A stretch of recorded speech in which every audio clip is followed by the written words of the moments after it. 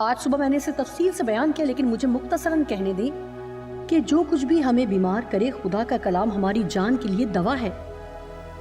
مثلاً آپ کو معلوم ہے اگر میں گناہ کروں اور میں اس احساس جرم کا شکار ہوں کہ میں نے گناہ کیا، تو میں خداوند مجھے معاف فرما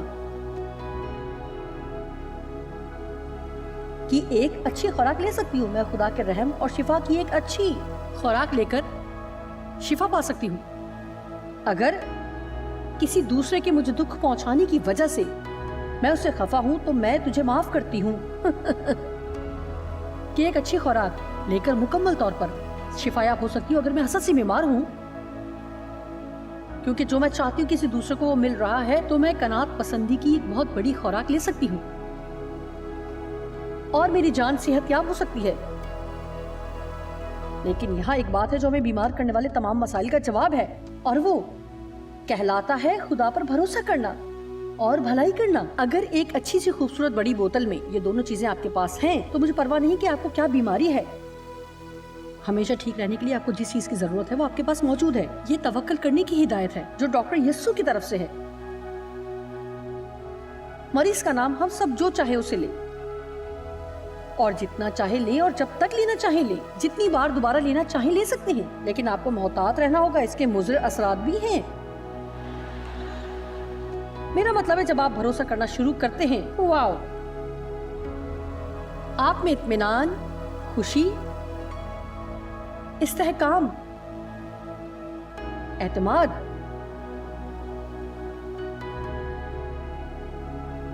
اور بہتر زندگی کے مضر اثرات ظاہر ہوتے ہیں۔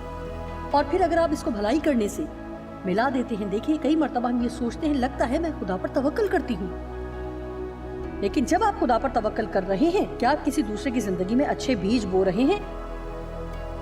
یہ جانتے ہوئے کہ اگرچہ آپ اپنے مسائل کو حل نہیں کر سکتے تو بھی آپ کسی دوسرے کی مدد کر سکتے ہیں، اور ایسا کرنے سے آپ ایک بیج بو رہے ہوتے ہیں جو آپ کی زندگی میں ایک بڑی فصل لائے گا۔ اور یہاں تک کہ ایسا تباہ کن زلزلہ آئے جیسا کہ نیپال کا زلزلہ، تو بھی میں وہاں جاؤں گی اور وہی کلام سناؤں گی جو میں آپ کو سنا رہی ہوں، کیونکہ مجھے پرواہ نہیں کہ آپ کتنے برے ہیں۔ آپ ہمیشہ ایسا کچھ ڈھونڈ سکتے ہیں جو آپ کسی دوسرے کے لیے کر سکتے ہیں۔ جب شیطان آپ پر اپنے بڑے سے بڑے مسئلے کے ذریعے وار کرتا ہے، تو جب آپ کہتے ہیں میں خدا پر توکل کروں گی اور میں کسی دوسرے کی مدد بھی کروں گی، تو اس سے زیادہ کوئی اور چیز اسے پاگل نہیں کرتی۔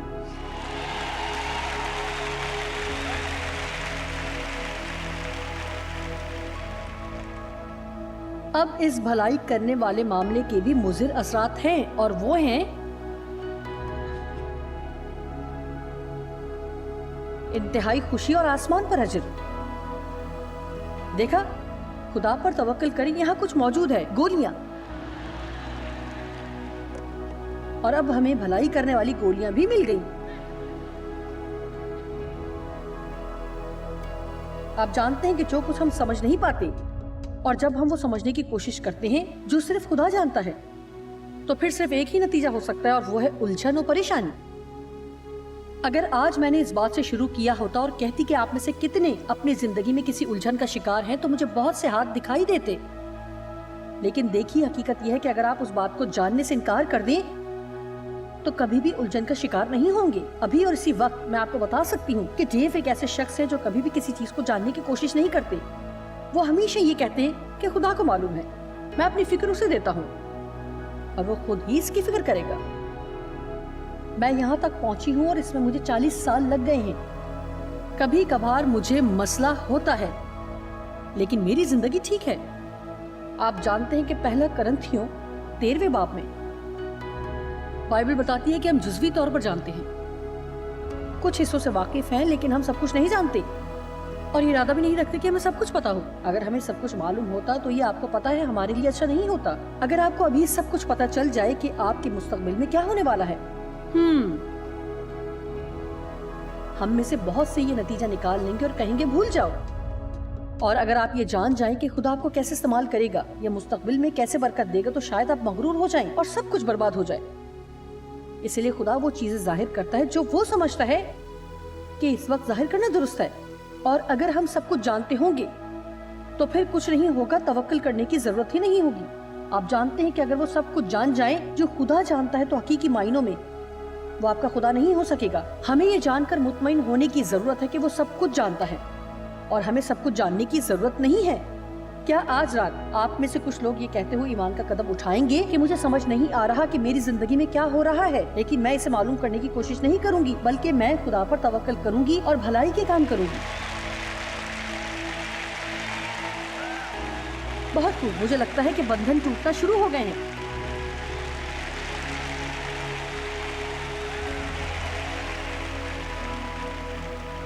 دیکھیے، یہاں ایک بات ہے کہ ابلیس پیغام بھیجتا ہے.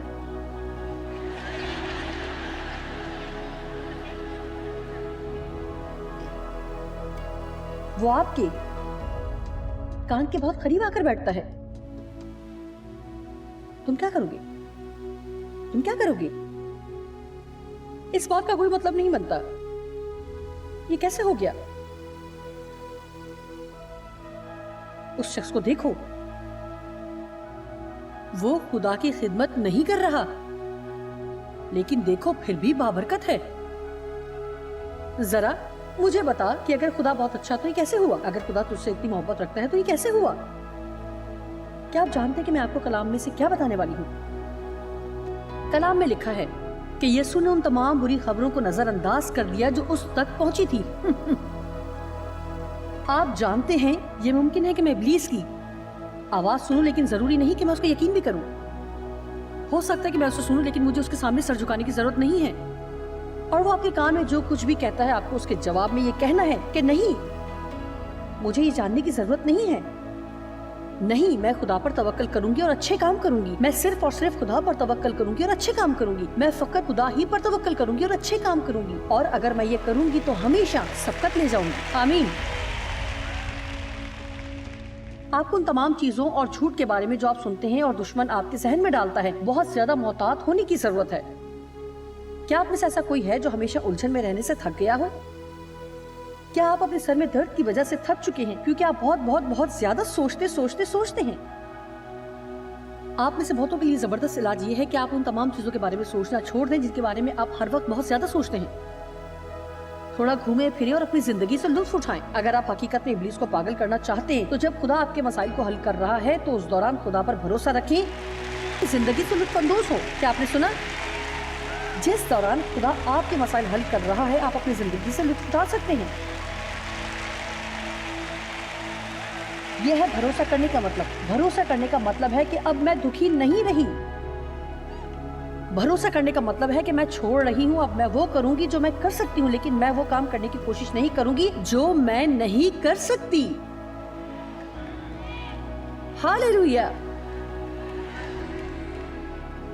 میرے خدایا، سال ہر سال تک میں پاگلوں کی طرح کوشش کرتی رہی کہ سب کچھ جان سکوں. اور آپ کو پتا ہے کبھی کبھار آپ سوچتے کہ آپ کو جواب مل گئے ہیں لیکن آپ کے پاس جواب نہیں ہوتے. یہ صرف آپ کی سوچ ہوتی ہے کہ آپ کو جواب مل گئے. اوہ، میں آپ کو بتاتی ہوں کہ دنیا بھیدوں سے بھری ہے. بائبل مقدس بھی بھیدوں کے بارے میں بیان کرتی ہے. مسیح کا بھید، خدا کی بادشاہت کا بھید، آسمان کے بھید. مجھ میں مسیح کا بھید جو جلال کی امید ہے، اور بہت سے بھید. جن چیزوں کو ہم سمجھ نہیں پاتے ہم کیوں ان کے بارے میں اکتاہٹ کا شکار ہو جاتے ہیں. ہمیں ان تمام بھیدوں کے بارے میں متجسس ہونا چاہیے. آج پاسٹر مائک نے مجھے بتایا کہ آج تک جتنی بھی فلمیں دیکھی گئی ہیں ان سب میں سے سمجھ میں نہ آنے والی فلمیں لوگوں کی پسندیدہ ترین ہیں. مجھے بھی راز پسند ہے.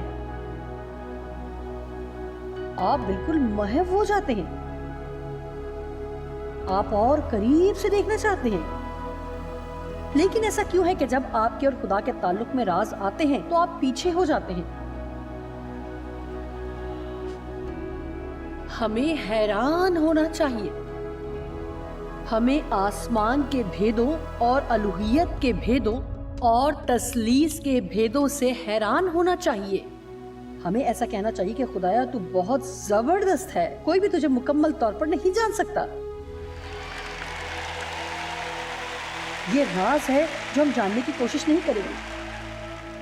بائبل مقدس بتاتی ہے کہ جب یسوع دوبارہ آئے گا تو ہم اسے ویسے ہی پہچانیں گے جیسے کہ ہم پہچانے گئے ہیں۔ آپ کی زندگی میں ایک وقت آئے گا جب آپ سب کچھ جان جائیں گے، لیکن وہ وقت ابھی نہیں آیا۔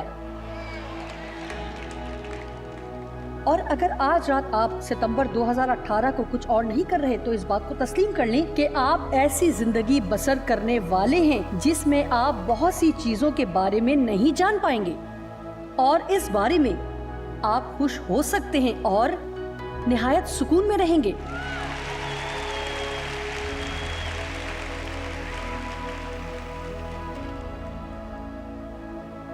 اب صبح اٹھ کر سب سے پہلا کام آپ نے یہ کرنے کی کوشش کرنی ہے کہ اپنا منہ کھولیں اور کہیں، میں خدا پر بھروسہ رکھوں گی اور بھلائی کے کام کروں گی، میں بھلائی کے ہی کام کروں گی۔ پہلا کرنتھیوں 15 باب کی 51 آیت۔ دیکھو میں تم سے بھید کی بات کہتا ہوں، یعنی ایک خفیہ حقیقت یا واقعہ جو خدا کی طرف سے اور پوشیدہ مقصد کے لیے دیا گیا ہے۔ ہم سب تو نہیں سوئیں گے یعنی نہیں مریں گے، مگر ہم سب بدل جائیں گے اور تبدیل ہو جائیں گے۔ بنیادی طور پر وہ یہ کہہ رہا ہے کہ جب مسیح آئے گا تو کچھ ایسے ہوں گے جو کبھی نہیں مریں گے، کیونکہ وہ اس وقت زمین پر زندہ ہوں گے، وہ ہوا میں اٹھائے جائیں گے، اور جو پہلے مر گئے وہ زندہ ہوں گے اور ہوا میں اسے ملیں گے، اور ہم سب بدل جائیں گے۔ اور یہ تبدیلی ایک دم میں، ایک پل میں، پچھلا نرسنگا پھونکتے ہی ہوگا، کیونکہ نرسنگا پھونکا جائے گا اور جو مسیح میں مر چکے ہیں وہ مردہ غیر فانی حالت میں اٹھیں گے اور ہم سب بدل جائیں گے، تبدیل ہو جائیں گے۔ میں آپ کو بتاؤں، یہ خوش ہونے والا حوالہ ہے اور ہمیں اس وقت کا انتظار کرنا چاہیے۔ آپ کو پتا ہے کہ جب یسوع ظاہر ہوگا تب بھی یہ غلطیاں ہمارے ساتھ ہی ہوں گی۔ اسے اس بات کی پرواہ نہیں ہے کہ ہم کاملیت تک پہنچیں، اسے صرف ایسا دل چاہیے جو ہمیشہ اس کا طالب ہو اور اس کے ساتھ لگا رہے اور اس کی طرف بڑھتا رہے۔ میں ہمیشہ لوگوں کو بتاتی ہوں کہ ہر روز اٹھیں اور جو آپ کر سکتے ہیں بہترین طور پر وہ کام کریں، اور جو آپ نہیں کر سکتے وہ سب خدا کو کرنے دیں، اور جب وہ واپس آئے گا تو جو بھی غلطیاں آپ کے اندر ہیں وہ تمام ایک پل میں تبدیل ہو جائیں گی، اور آپ مسیح کی مانند ہو جائیں گے اور اس کو ویسا دیکھیں گے جیسا وہ ہے۔ آپ کو پتا ہے، میں نے ان تمام چیزوں کے بارے میں فکر کرنا چھوڑ دی ہے جو میرے اندر ہیں، وہ اب مجھے بالکل بھی تنگ نہیں کرتی ہیں، لیکن یہ بات شیطان کو پاگل کر دیتی ہے اور وہ اپنا ذہنی توازن کھو بیٹھتا ہے۔ میں نے کیوں پریشان ہونا چھوڑ دیا ہے؟ کیونکہ سالہ سال تک پریشان ہو کر میں نے خود کو تقریباً مار ہی لیا تھا، اور آپ کو پتا ہے کہ بالآخر خدا نے مجھ پر کیا ظاہر کیا؟ تو میرے لیے کوئی عجوبہ نہیں ہے۔ جب میں نے تجھے بلایا تو میں جانتا تھا کہ مجھے کیا ملے گا۔ دیکھیے، میرا مطلب ہے آپ ایمانداری سے سوچیں کہ آپ نے نجات پائی اور اگلے دن خدا نے کہا ہو، یقیناً مجھے نہیں معلوم تھا کہ تم ایسے ہوگی۔ خدا ہماری زندگی میں ہونے والی تمام باتوں سے حیران نہیں ہوتا۔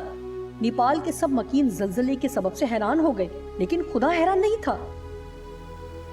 شاید آپ ان تمام چیزوں سے حیران ہوں جو آپ کی زندگی میں ابھی رونما ہو رہی ہیں، لیکن خدا حیران نہیں ہے۔ خدا نے پہلے ہی سے آپ کے نکلنے کا راستہ تیار کر دیا ہے۔ خدا نے آپ کے لیے منصوبہ بنا رکھا ہے تاکہ آپ نکل سکیں، اور آپ کو صرف اتنا ہی کرنا ہے کہ مسلسل بھروسہ رکھیں اور کچھ بھلائی کے کام کریں۔ مجھے یہ کلام بہت پسند ہے۔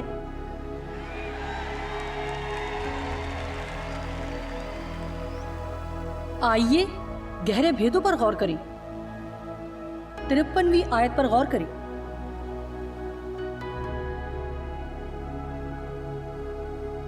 کیونکہ ضرور ہے کہ یہ فانی جسم بقا کا جامہ پہنے اور یہ مرنے والا جسم جس میں مرنے کی فطرت پائی جاتی ہے حیات ابدی کا جامہ پہنے۔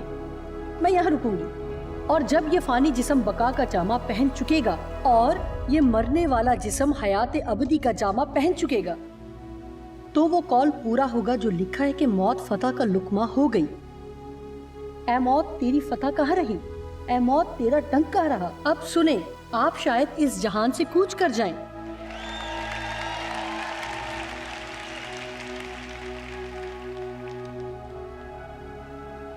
لیکن آپ مریں گے نہیں۔ آپ اس کی مانند بن جائیں گے جیسا وہ ہے، اور آپ وہ سب کچھ جان جائیں گے جو آپ ابھی نہیں سمجھ پاتے۔ آپ کو پتا ہے کہ بہت سی ایسی چیزیں ہیں جو مجھے سمجھ نہیں آتی۔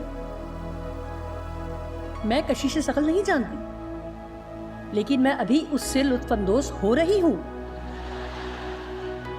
نہ سمجھ آنے والی چیز کے لیے میں خود کو پریشان نہیں کرتی۔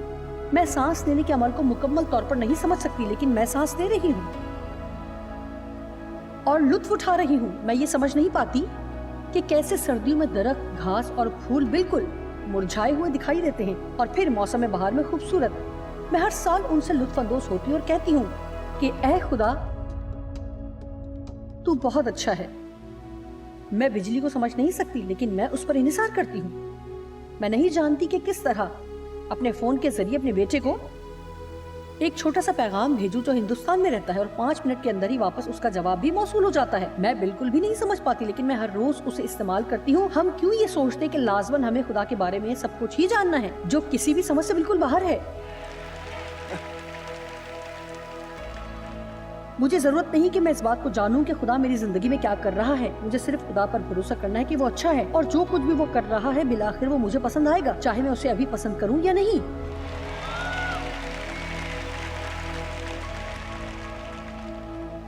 میری خواہش ہے کہ میں ان تمام باتوں کے بارے میں بتا سکتی ہوں جن میں سے میں اپنی زندگی میں سے گزری ہوں۔ میں ایک ناقابل یقین بگاڑ کا شکار تھی، لیکن خدا نے میری زندگی میں کام کیا۔ یہ سب کچھ گوار بھی نہیں تھا، لیکن یہ اس قابل ہے کہ اس کا ذکر کیا جائے۔ خدا سے دور بھاگنا چھوڑ دیں، اور ہر اس چیز سے بھی جو بے آرام کرتی ہے، ہر چیز جو مشکل ہے اور ہر چیز جو آپ کو تکلیف دیتی ہے، آپ کو تھوڑا سا گہرائی میں جانے اور خدا سے کہنے کی ضرورت ہے، میں اپنی زندگی میں تیری مرضی چاہتی ہوں اور تو جو چاہتا ہے میری زندگی میں کر۔ جب میں نے اپنے دوستوں کو کھو دیا تو میں تنہا ہو گئی۔ میرا مطلب ہے کہ حقیقتاً میں تنہا ہو گئی، اور یہ بہت مشکل اور تکلیف دہ تھا، لیکن میں زندگی میں آگے نہیں بڑھ سکتی تھی۔ میں تمام بوجھ نہیں اٹھا سکتی تھی۔ آپ میں سے کچھ لوگ اپنے بوجھ کو اٹھانے کی کوشش کر رہے ہیں، اور یہ صرف بھاری بوجھ ہے جس سے آپ کو پیچھے چھڑانے کی ضرورت ہے۔ اسے جانے دیں۔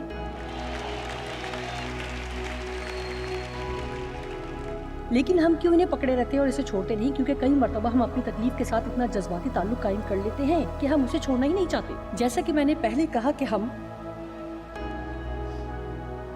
اپنے غیر معمولی حالات میں معمول کی زندگی بسر کرنا سیکھ جاتے ہیں۔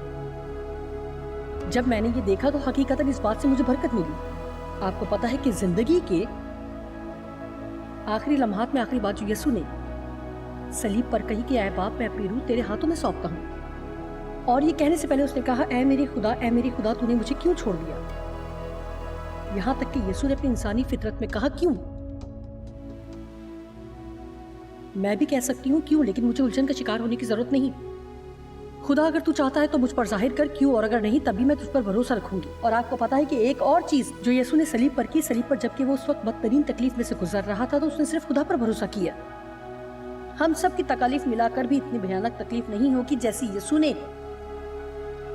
صلیب پر سہی۔ اگر ہم اپنی تمام تکالیف اور تمام الجھنیں بھی اکٹھی کر لیں تو بھی ہم ان تکالیف کی برابری نہیں کر سکتے جن میں سے وہ گزرا۔ لیکن آپ کو پتا ہے کہ پھر بھی صلیب پر آخری دم تک وہ لوگوں سے محبت کرتا رہا۔ اس نے نہ صرف یہ کہا کہ میں اپنی روح تیرے ہاتھوں میں سونپتا ہوں، بلکہ وہاں 2 ڈاکو بھی موجود تھے جن سے اس نے بات کی۔ اس نے اس تکلیف کی گھڑی میں کہا کہ آج ہی تو میرے ساتھ فردوس میں ہوگا۔ آپ کو پتا ہے کہ ایک بات جو مجھے بہت پسند ہے، اس نے اپنی ماں کے لیے بھی بندوبست کیا۔ اس نے تکلیف کی گھڑی کے دوران یوحنا سے کہا کہ میں چاہتا ہوں کہ تو میری ماں کا خیال رکھے۔ شروع سے آخر تک وہ خدا پر بھروسہ کرتا رہا اور بھلائی کے کام کرتا رہا۔ خدا پر بھروسہ اور بھلائی کے کام، خدا پر بھروسہ اور بھلائی کے کام کرتا رہا۔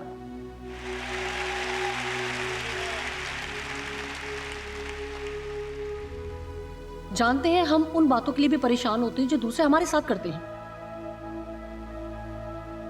اور اس بات پر قطعی توجہ نہیں دیتے کہ ہمارا رد عمل کیسا ہونا چاہیے۔ آپ کو پتا ہے کہ آپ صرف اپنے ہی ذمہ دار ہیں، نہ کہ کسی دوسرے کے۔ چاہے کوئی بھی شخص آپ کے خلاف جتنے بھی غلط کام کرے، آپ اور میں، ہم صرف اپنے رد عمل کے ذمہ دار ہیں۔ آمین۔ جب تک میں نہ آؤں قائم رہو۔ لوکا کی انجیل میں لکھا ہے کہ یسوع نے کہا، جب میں واپس آؤں تو کیا زمین پر ایمان پاؤں گا؟ آپ کو پتا ہے کہ ہمارا مسئلہ چاہے کتنا بھی بڑا ہو، یسوع چاہتا ہے کہ ہم ایمان رکھیں، ایمان رکھیں، بچوں کی مانند ایمان رکھیں۔ اے خدا، میں یہ سمجھ نہیں سکتی لیکن میں ایمان رکھتی ہوں۔ میں یہ سمجھ نہیں پائی کہ آج سے 25 سال پہلے مجھے کینسر کیوں ہوا۔ میں باہر جاتی ہوں اور ایمان کے بارے میں کلام سناتی، لوگوں پر ہاتھ رکھتی ہوں، ان کی شفا کے لیے دعا کرتی ہوں اور بہت کچھ، لیکن میں ہمیشہ یہ کہتی رہی کہ اے خدا، میں تجھ پر بھروسہ رکھتی ہوں۔ اس نے میری تمام فکریں اٹھا لی۔ میری زندگی میں بہت ساری چیزیں ہیں جو میری سمجھ میں نہیں آتی۔ مجھے سمجھ نہیں آیا کہ گزری رات عمارت میں بجلی کیوں چلی گئی۔ میرا مطلب ہے کہ میں نہیں سمجھ پاتی، لیکن آپ کو پتا ہے میں ترقی کر رہی ہوں، میں بڑھ رہی ہوں۔ کہ آپ میں سے کسی پر بڑھنے کے نشانات ہیں؟ آپ جانتے کہ آپ ایمان میں نہیں بڑھ رہے۔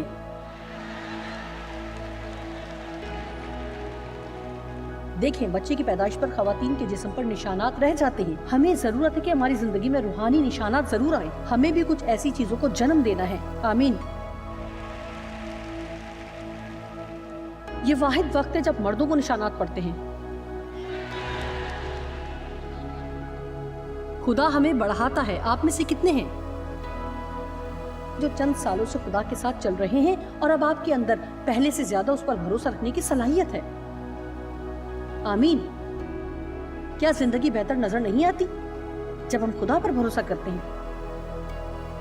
چاہے آپ کا مسئلہ جو بھی ہے، اگر آپ کا جواب یہی کہ خدا پر بھروسہ کریں اور بھلائی کے کام کریں۔ مجھے یوحنا 11 باب کی 40ویں آیت پسند ہے۔ یسوع نے کہا، کیا میں نے تجھ سے کہا نہیں تھا اور وعدہ نہیں کیا تھا کہ اگر تو ایمان لائے گی تو خدا کا جلال دیکھے گی؟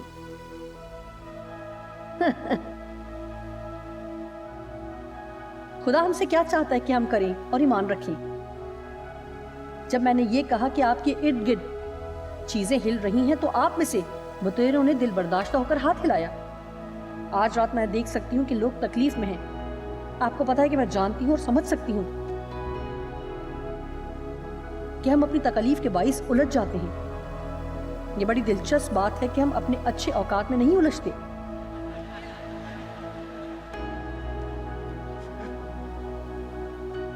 آپ کو پتا ہے کہ میں کبھی بھی بیٹھ کر صرف ان باتوں پر الجھتی نہیں رہتی، بلکہ کتنی زبردست، کس قدر تعجب کی بات ہے کہ میں اس بات کو سمجھ نہیں پا رہی کہ کیوں خدا ٹیلی ویژن کے ذریعے مجھے پوری دنیا میں استعمال کر رہا ہے۔ یہ بات حقیقتاً مجھے الجھاتی ہے۔ میں نے ایک دفعہ بھی ایسا نہیں کیا، بلکہ میں کہتی ہوں ہاں، اگر مجھے یہاں سے ہٹا دے تو میں ضرور الجھ جاؤں گی۔ جو میں کہہ رہی ہوں کہ آپ سمجھ گئے؟ آپ کو پتا ہے کہ ہماری الجھن منتخب شدہ ہے۔ ہم صرف انہی باتوں کے بارے میں الجھ جاتے ہیں جو ہمیں ناپسند ہے۔ ہم انہی باتوں کے بارے میں الجھن کا شکار ہوتے ہیں جو ہمارے لیے تکلیف دہ ہیں۔ لیکن آئیے اپنی تکلیف کے دوران خدا پر بھروسہ رکھیں۔ کیا آج رات آپ میں سے چند لوگ اپنی تکلیف کے ساتھ خدا پر بھروسہ رکھیں گے اور کہیں گے کہ اے خدایا، میں بہت تکلیف میں ہوں، میں محسوس کر رہی ہوں کہ میں کھڑی نہیں ہو سکتی، لیکن میں تجھ پر بھروسہ رکھوں گی اور میں مسلسل دوسروں کے لیے برکت کا باعث بنوں گی، کیونکہ میں یہ مان رکھتی ہوں کہ چاہے یہ تکلیف دہ ہے، تو میری مدد کر رہا ہے کہ میں اپنی زندگی میں کچھ نیا کر سکوں۔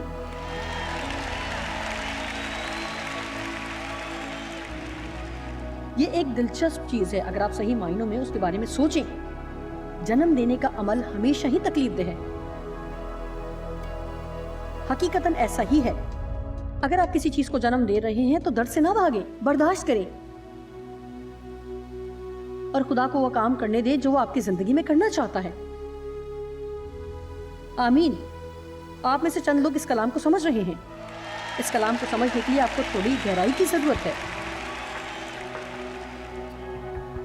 خدا موقع فراہم کرتا ہے کہ ہم اس پر بھروسہ کریں۔ کیا ہی اعزاز کی بات ہے۔ اکثر اوقات یہ بہت مشکل لگتا ہے کیونکہ جو کچھ ہماری زندگی میں ہو رہا ہوتا ہے وہ ہم سمجھ نہیں پاتے یا ہمیں کیوں جواب ملنے میں دیر ہو رہی ہے۔ لیکن ایک بات یقینی ہے کہ جب ہم خدا پر بھروسہ رکھتے ہیں تو یہ بھروسہ ہماری زندگیوں میں سلامتی کو لاتا ہے۔